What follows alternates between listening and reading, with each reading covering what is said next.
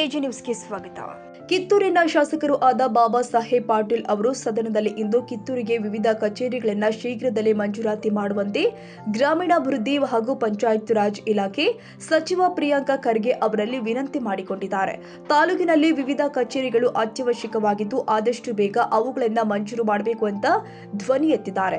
ಈ ಬಗ್ಗೆ ಸಚಿವ ಪ್ರಿಯಾಂಕ ಖರ್ಗೆ ಉತ್ತರಿಸಿದರು. ಗ್ರಾಮೀಣಾಭಿವೃದ್ಧಿ ಮತ್ತು ಪಂಚಾಯತ್ ರಾಜ್ ಸಚಿವರಲ್ಲಿ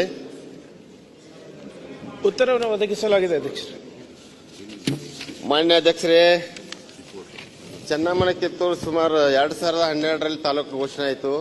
ನಂತರ 2016ರಲ್ಲಿ ತಹಸೀಲ್ದಾರ್, ಪಿಡಬ್ಲ್ಯೂಡಿ ಹಾಗೂ ತಾಲೂಕು ಪಂಚಾಯತ್ ಇಲಾಖೆಗಳ ಆಫೀಸ್ಗಳು ಪ್ರಾರಂಭ ಆದ ನಂತರ ಮತ್ಯಾವುದೂ ಕಚೇರಿ ಇನ್ನೂ ಅಲ್ಲಿ ಪ್ರಾರಂಭ ಆಗಿಲ್ಲ.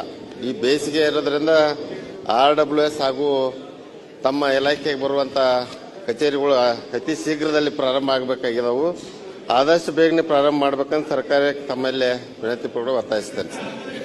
ಮಾನ್ಯ ಅಧ್ಯಕ್ಷರೇ, ಹಿಂದಿನ ಸರ್ಕಾರದಲ್ಲಿ ಈ ಪ್ರಸ್ತಾವನೆಗಳನ್ನು, ಹೊಸ ಕಚೇರಿಗಳ ಸ್ಥಾಪನೆ ಪ್ರಸ್ತಾವನೆಗಳು ಹೋದಾಗ ಅವರು ತಿರಸ್ಕರಿಸಿ 4-5 ವರ್ಷ ಯಾವುದೇ ಕಚೇರಿಗಳನ್ನು ನೀವು ಪ್ರಾರಂಭ ಮಾಡಬಾರ್ದು ಅಂತ ಆದೇಶ ಹೊರಡಿಸಿದ್ರು ಅಧ್ಯಕ್ಷರೇ. ಆದರೆ ಈಗ ನಮ್ಮ ಸರ್ಕಾರ ಬಂದ ಮೇಲೆ ಮತ್ತೊಮ್ಮೆ ಅದನ್ನು ಪುನರ್ ಪರಿಶೀಲನೆ ಮಾಡಿ ಎಲ್ಲೆಲ್ಲಿ ಬಹಳ ಅವಶ್ಯಕತೆ ಇದೆ ಅದನ್ನು ನಾವು ಲಿಸ್ಟನ್ನು ತಗೊಂಡು ಫೈನಾನ್ಸ್ ಡಿಪಾರ್ಟ್ಮೆಂಟ್ ಅವ್ರ ಆಗಲೇ ಸಬ್ಮಿಟ್ ಮಾಡಿದ್ದೀವಿ. ಅದು ಅವರ ಜೊತೆ ಚರ್ಚೆ ಮಾಡಿ ಆದಷ್ಟು ಬೇಗ ಇದನ್ನು ಮಾಡಿಕೊಡ್ಲಿಕ್ಕೆ ಪ್ರಯತ್ನ ನಾವು. ಕನ್ನಡಿಗರ ಮೆಚ್ಚಿನ ನಿಮ್ಮ ಎಜೆ 24/7 ನ್ಯೂಸ್ ಕನ್ನಡ ವಾಹಿನಿ ಇದೀಗ ಟಿವಿಯಲ್ಲಿ ಲಭ್ಯ. ನೋಟಿಸ್ ಕೊಟ್ಟಿದ್ರೆ ವಾಪಸ್ ತಗೋತೀವಿ. ಇವತ್ತು ವಕ್ಫ್ ಪ್ರಾಪರ್ಟಿ ಅಂತೇಳಿ ಬರ್ತದೆ ಅಂತ ಹೇಳಿದ್ರೆ ರೈತರು ಬೀದಿಗೆ ಬದಲು ಏನ್ ಮಾಡ್ಬೇಕಾಗುತ್ತೆ? ಯಾರು ವೋಟ್ ಹಾಕಿಲ್ಲ ಅಂದ್ರೆ ಗ್ಯಾರಂಟಿನೆಲ್ಲ ಸ್ಟಾಪ್ ಮಾಡ್ಬಿಡ್ತೀವಿ.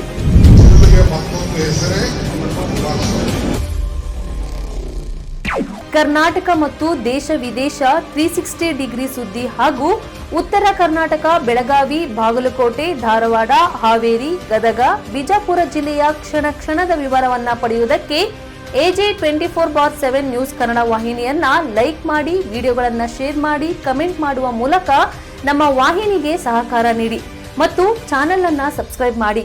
ಧನ್ಯವಾದಗಳು.